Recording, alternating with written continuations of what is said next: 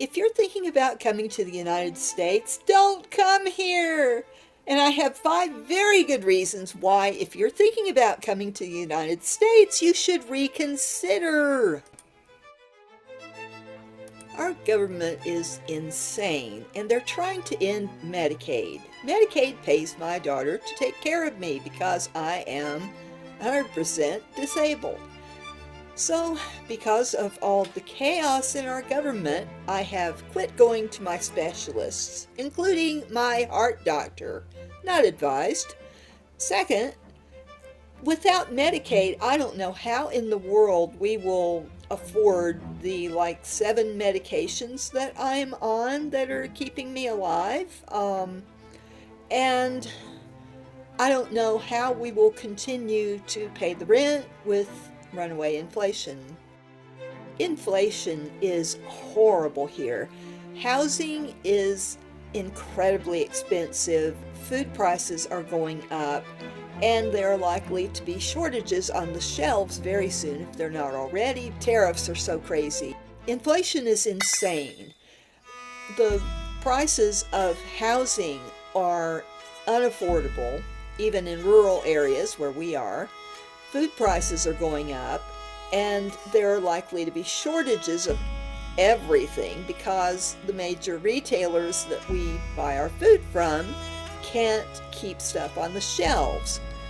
And you might say, well, you're in a rural area, can't you find a farmer's market? Farmers markets are generally so expensive, you might as well go to Walmart. Pay 3/4 of our income for the house payment. The bills take up the other quarter.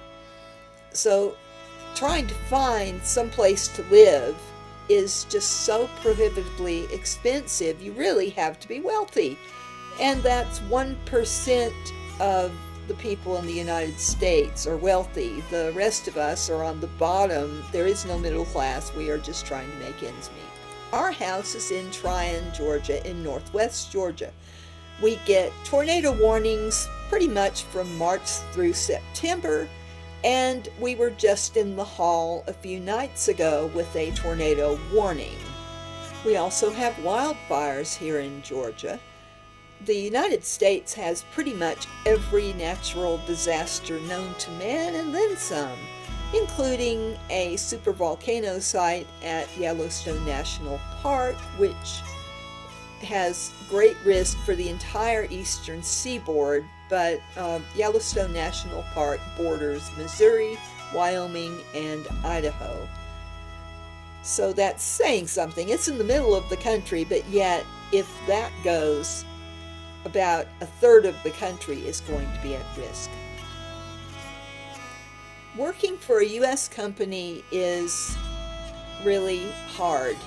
I'm talking about the employer expects you to kill yourself for the company and enjoy it while you're doing it. I am totally disabled because of all the lifting I had to do in every job I had. And since I have been disabled from a young age, I have been actively trying to go from job to job so that I wouldn't have to lift things. I've been a government employee, a taxi driver, I've done IT, I have done a lot of cashiering and healthcare, and all of these jobs required me to lift things that were way too heavy for me, and often OSHA, the organization that dictates what workers can and cannot do, usually went out the window because we were short-staffed.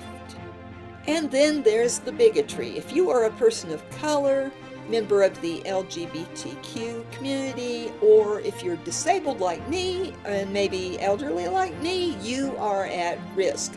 This government is trying to discontinue Medicaid and Medicare, and people are already homeless at such a rate. There is not a city or a town or a county in the United States that does not have a very large homeless camp. That you don't see it on the news because all the local governments are trying to cover it up. They don't want people to know just how many people are homeless. There would be panic in the streets.